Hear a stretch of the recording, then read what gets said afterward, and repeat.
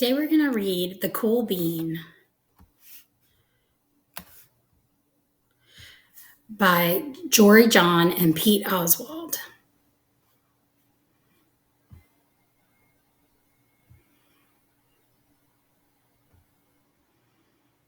Watch out!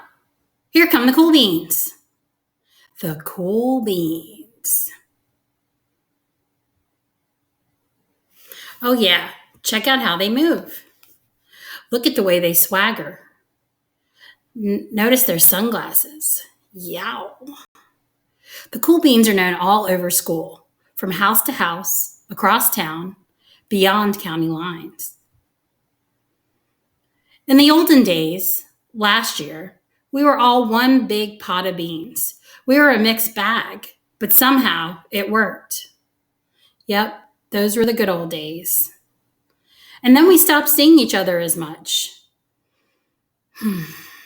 That's just how it is sometimes.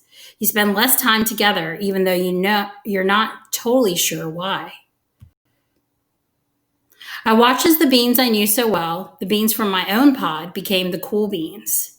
Oh, they were so cool. One of them could play the guitar. Cool. One of them could draw the best superheroes. Cool.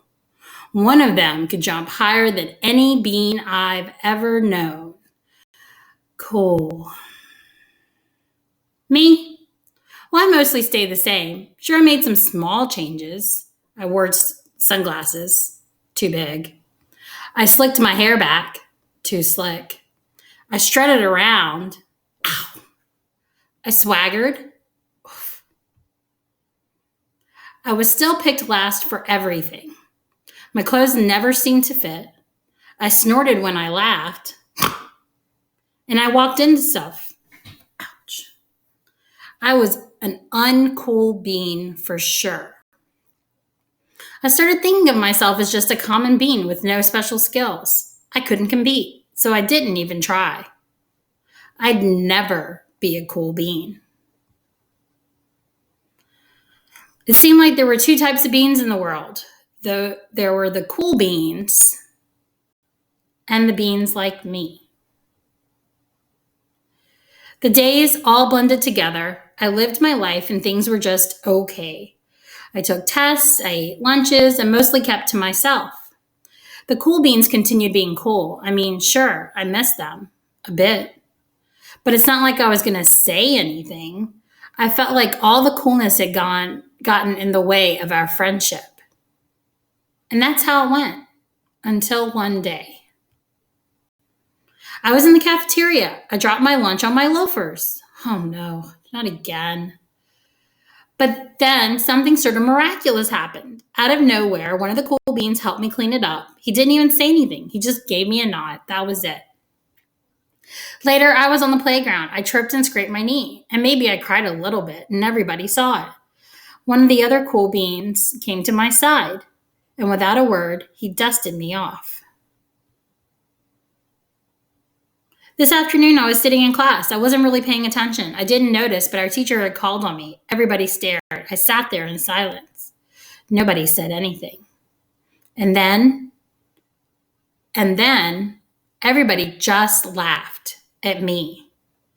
That was it. After today, I was officially a has-been. But then one of the cool beans stood up and came over to me. Everybody watched. She leaned in close and whispered, "Hey, the teacher asked you to read from page 32. Then she gave me a quick wink back and went back to her seat. It was a small gesture, sure, but it was also everything. I walked home with a goofy smile on my face. I smiled all the way through dinner.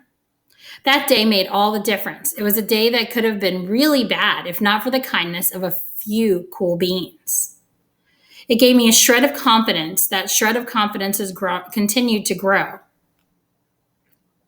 Somebody had my back, or a few somebodies. After that, I started hanging out with the cool beans again. Hey, how you been?